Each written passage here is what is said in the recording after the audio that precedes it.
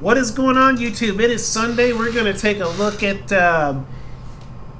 Litecoin, XRP, Ethereum, and Bitcoin today. We're going to do the top cryptos. Litecoin actually still on number 5, and you got a market cap of about 5.599 billion. We're at about 88.86, and we're up 3.21%. Let's take a look at that 24-hour chart now. I noticed there is a bit of a retracement starting now. I mean, we've been green all day long. I was not expecting this. This was a very pleasant surprise, but I am anticipating, you know, usually when you have a bit of a run-up like this, you kind of got to expect a little bit of a pullback. You know, hopefully it won't be too bad. But let's take a look and see how things are looking here. Okay, we started out the day at about 86.27. Popped to 86.50, then to 87.07, all the way up to 90. No, let's see. 90.80 is going to be your high today, and you see it's starting to retrace a little bit here, 88.74. So I'm going to call some ping ponging going on. I'm going to call 86.15 your low, and your high so far, 90.98. You know, it looks like cryptos are trying to recover right now, but you know, things are still not. We're not out of the woods of the bear market yet, because remember, it is Sunday. It could easily turn green. I'm hoping it don't, but there's still a slight chance that later on tonight it could turn red again. So we'll have to keep a sharp eye on it. You know, like I said, you're going to see $125 to $150 Litecoin. You know, once this halving, if this halving is right, and it takes effect, then maybe it will go up to $600. But I think that's a long way off. I think you're going to see mostly 125 to 140. So let's see what else is going on here. Looks like XRP is number 3. You got a market cap of 13.008 billion. We're at about 30 cents. We're up 1.38%. Let's take a look at that 24-hour.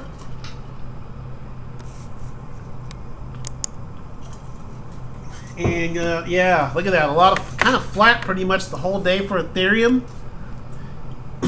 Started out at about XRP, my bad. 0.299.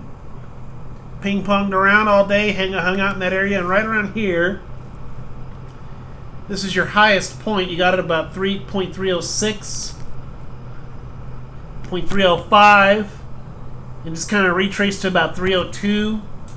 So, you know, I'm going to call your low 0.297 and 0.305 for your high. I'm going to still say that XRP is going to be 43 to 50 cents toward the end of the year.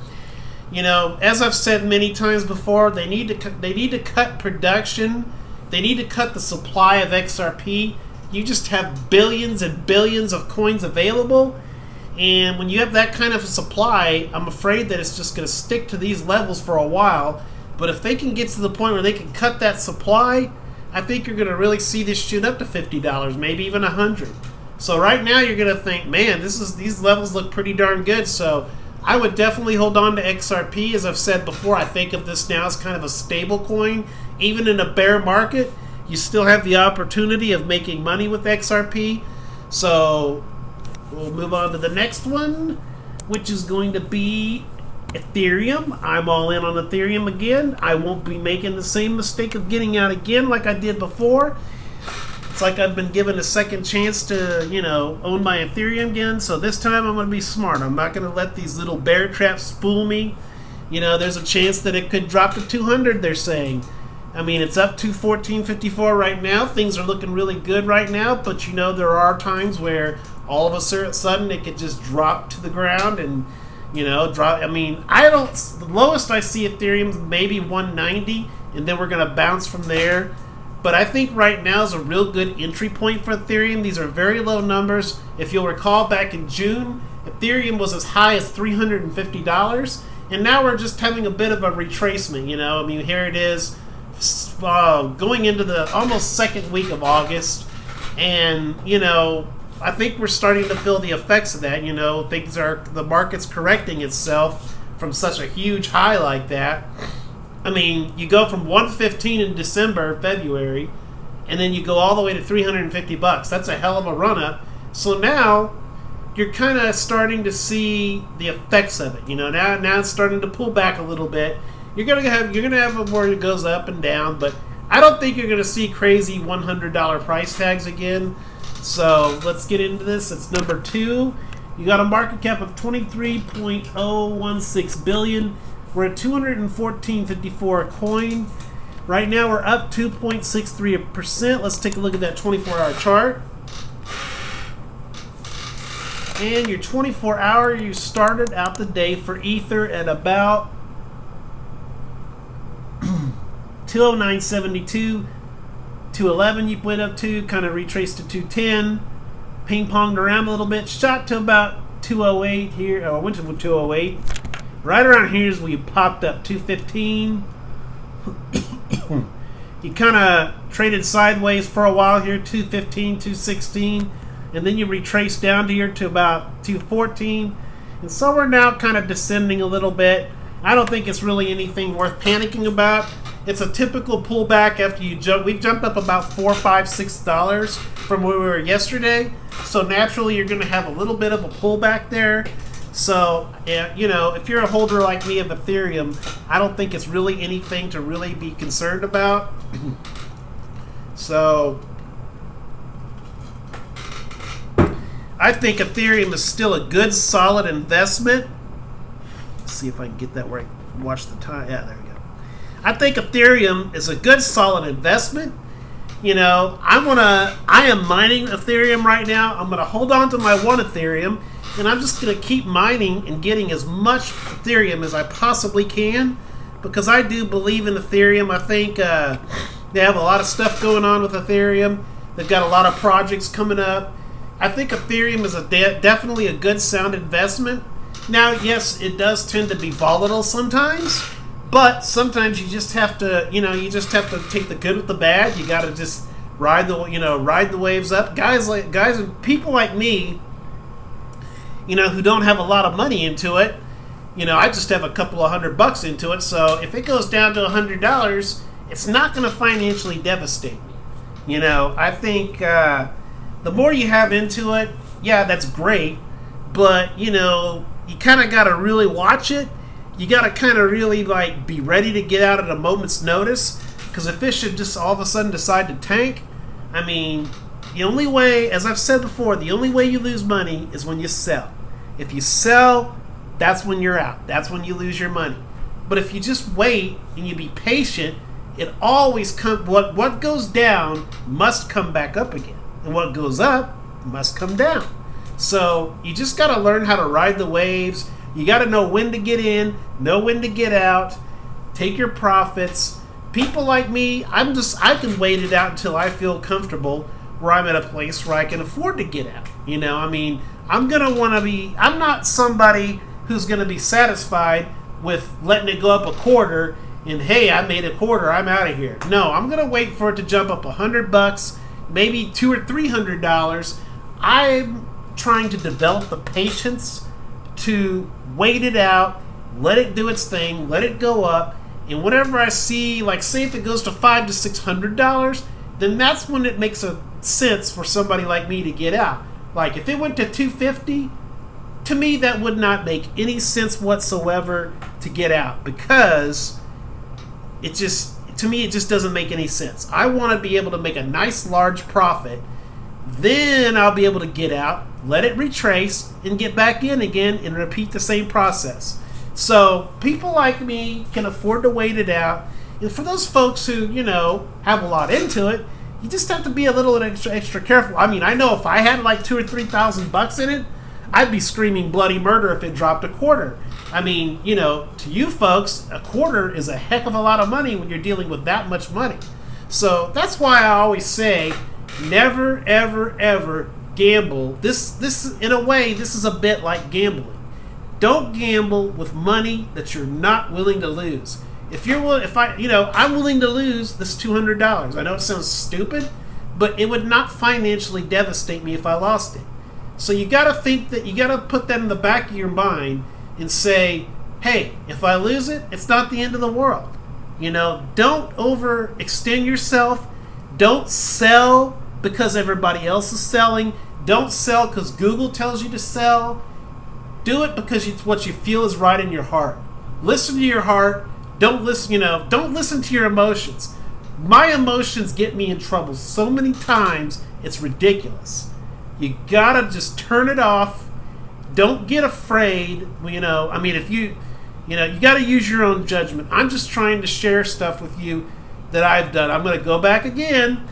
When I had Ethereum before, I jumped out because it was at 288, and one afternoon it fell to 238, and I got freaked out over $50.